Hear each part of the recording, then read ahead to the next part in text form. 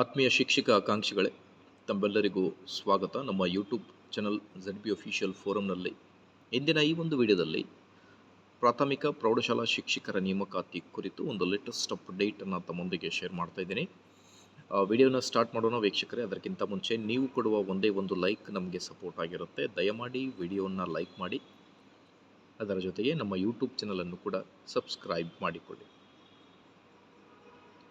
ಶಿಕ್ಷಕ ಆಕಾಂಕ್ಷಿಗಳಿಗೆ ಒಂದು good news ಅಂತಲೇ ಹೇಳಬಹುದು. ನೇಮಕಾತಿ ಆದೇಶ ಅಧಿಸೂಚನೆ ಪ್ರಕಟ ಆಗುವುದು ಯಾವಾಗ ಅನ್ನೋದು ಕ್ವಶನ್ ಮಾರ್ಕ್ ಏನಿದೆ, ಅದರ ಕುರಿತು ಈ ಒಂದು ವಿಡಿಯೋದಲ್ಲಿ ಚರ್ಚೆ ಮಾಡ್ತಾ ಬರೋಣ ವೀಕ್ಷಕರೇ.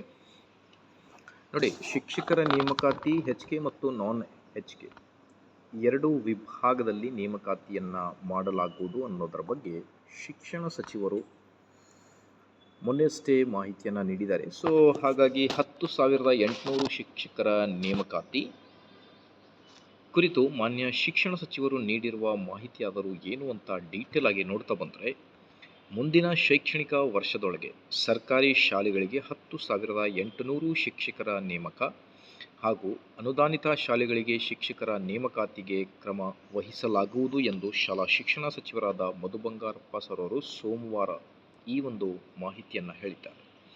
ಗಣರಾಜ್ಯೋತ್ಸವ ನಿಮಿತ್ತ ಧ್ವಜಾರೋಹಣ ನೆರವೇರಿಸಿದ ಅವರು 5,000 ಸರ್ಕಾರಿ ಶಾಲೆಗಳಲ್ಲಿ ₹160 ಕೋಟಿ ವೆಚ್ಚದಲ್ಲಿ ಸ್ಮಾರ್ಟ್ ಕ್ಲಾಸ್, ವಿಜ್ಞಾನ ಪ್ರಯೋಗಾಲಯ ಅಳವಡಿಸಲಾಗುವುದು.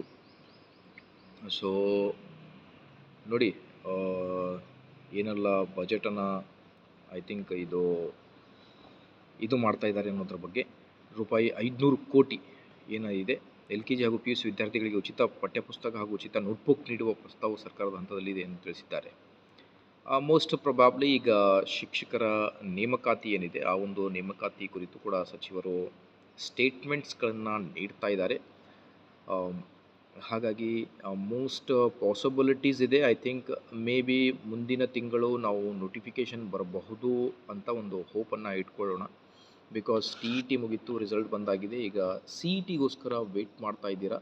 PST ಆಗಲಿ, GPSTR ಆಗಲಿ ಅಥವಾ HSTR ಆಗಲಿ, ಪ್ರಿಪರೇಷನ್ ಕಂಟಿನ್ಯೂ ಮಾಡಿ. ಬಿಕಾಸ್ ನೋಟಿಫಿಕೇಷನ್ ಬಂದೇ ಬರುತ್ತೆ ಖಂಡಿತವಾಗಿ. 2 ಕೇಸ್ಗಳು ಏನು ನಡೀತಾ ಇವೆ, ಐ ಥಿಂಕ್ ಮೋಸ್ಟ್ ಪ್ರೊಬಾಬ್ಲಿ ಆ ಕೇಸ್ ಸಾಲ್ವ್ ಆದಮೇಲೆ ಐ ಥಿಂಕ್ ಶಿಕ್ಷಣ ಇಲಾಖೆ ಎಲ್ಲ ಸಿದ್ಧತೆಗಳನ್ನು ಮಾಡಿಕೊಂಡು ಇಟ್ಕೊಂಡಿದೆ ಅನ್ನೋದ್ರ ಬಗ್ಗೆ ಕೂಡ ಮಾಹಿತಿಯನ್ನು ನೀವು ಕೇಳಿದ್ದೀರಾ.